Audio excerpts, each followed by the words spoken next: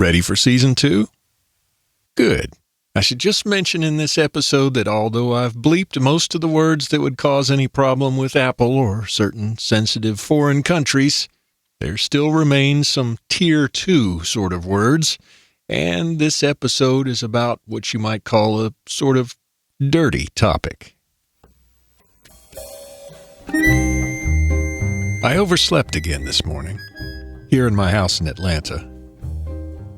The Admiral has installed blackout curtains in the bedroom. And although I'm all for blocking out noise at night, the darkness confuses me in the morning. I might get up at 6, and as soon as I discover my mistake, I'll get back in bed. Or I might get up at 9 or 10. I've asked the Admiral if she wouldn't prefer leaving the curtains open so I can wake up naturally. That's better. But she's not having it. I don't think so. I like to get a solid 8 hours of sleep. In fact, I think it's an important part of a captain's healthy regime. But I don't want 10 hours, unless there's been some sort of beverage situation the night before. Things are so different at home than aboard JC Sails. At home, we have a toilet, actually 3 of them, that work with a single press of a lever, and in which you can actually safely dispose of toilet paper. We have a washer and dryer of our own. We have a 4-burner stove that never runs out of gas. We have a blender and a food processor, a full-size refrigerator, hairdryers, a gas fireplace, a disposal, a frisbee-shaped vacuum that scours the room on its own, trash pickup, grocery delivery. But there's something about being aboard the boat.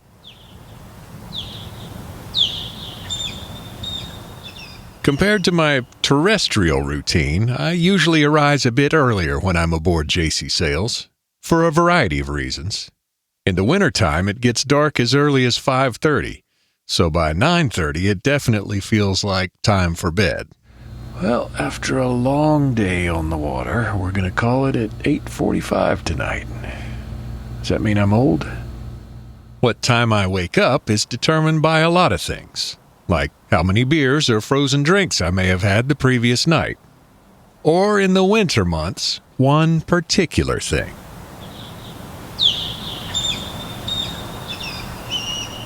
As I lay in the quarter berth, I can hear the shrill complaint of an osprey. There are several of these imposing creatures in the marina.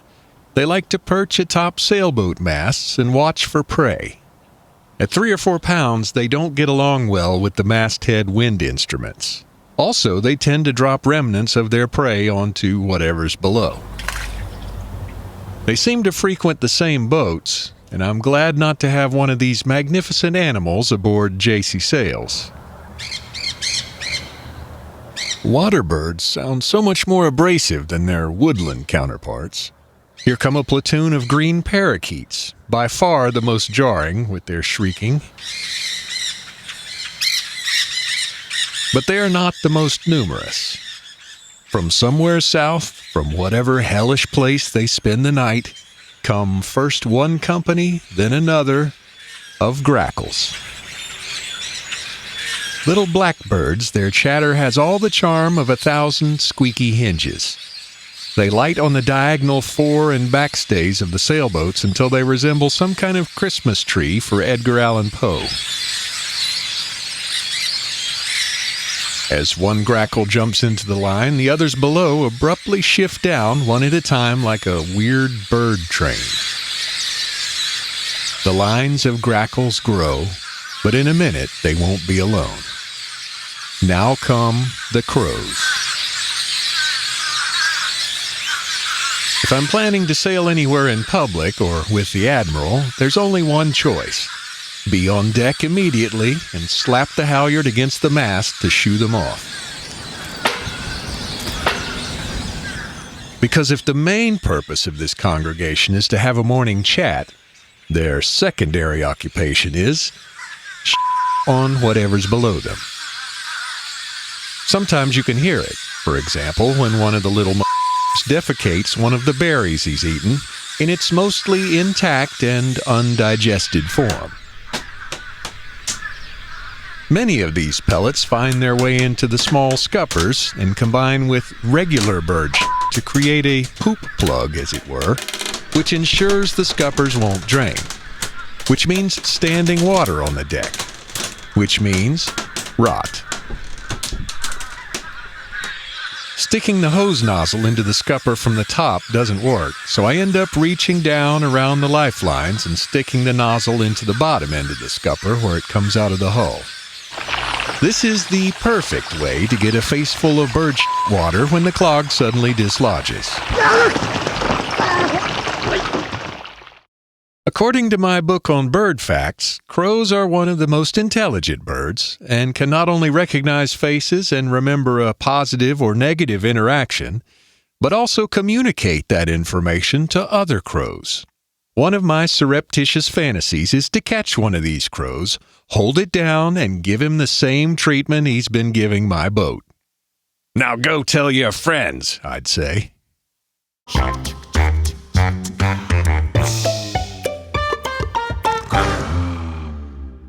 Of course, if I'm not headed anywhere soon, or if I'm about to leave the boat, the question becomes, should I bother with the birds at all?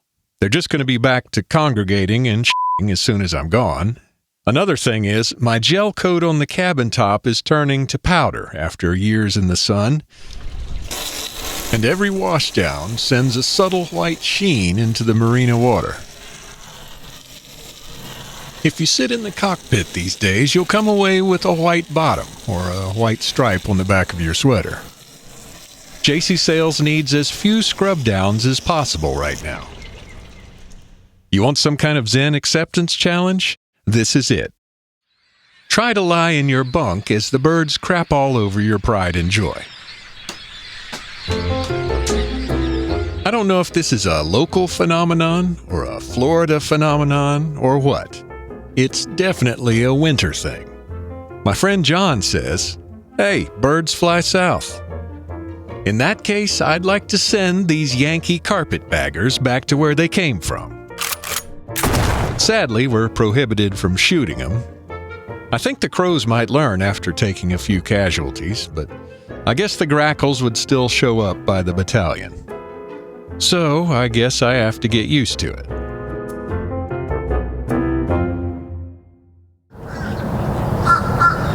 Eventually, though, like a daily spring, the crows and grackles start to move north and inland, first to the trees along 29th Avenue, then on toward whatever else they plan to crap on today. A few crows remain. I can't be bothered with these all day. If I shoo a couple off my mast, they'll more or less stay on the neighboring boats. Sorry, captains. Every season in Southwest Florida has its pluses and minuses. Wait, strike that. Spring and fall are the pluses, and summer and winter are the minuses.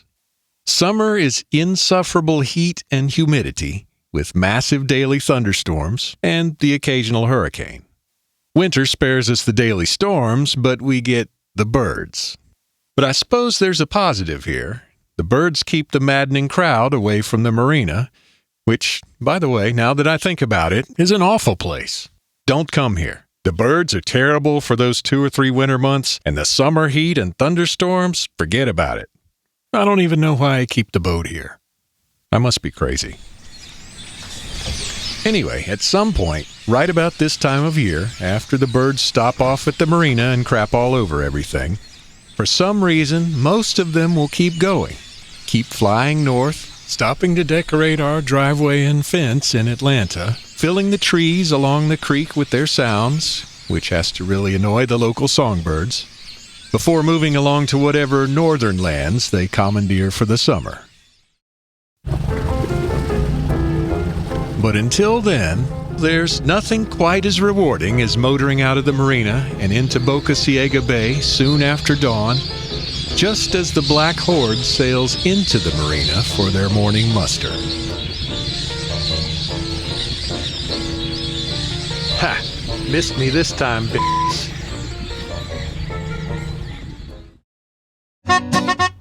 I told you it was going to be a dirty topic. What's your favorite bird poop story? Or maybe you have some advice for everybody on how to keep the little buggers away. Let us know in the comments at hownottasail.com/21. You can also find a great poem about bird poop there from our friend Debbie. Not Fuel Doc Debbie, but the other Debbie. Please let me know what you think of this episode and the other ones going forward in Season 2 because we're going to be trying some different stuff. You can hit me up in the comments for each episode, or you can email me at bradford@hownottasail.com, or find me on the private Facebook group at hownottasail.com/community, or on Twitter at hownottasail, or whatever floats your boat, so to speak. Thanks to Cody and his wonderful daughter for the new knife.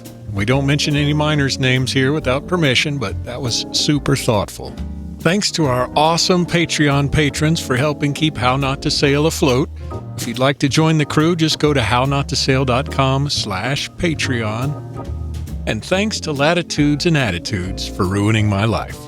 Why not let them ruin yours today, too, at latsats.com.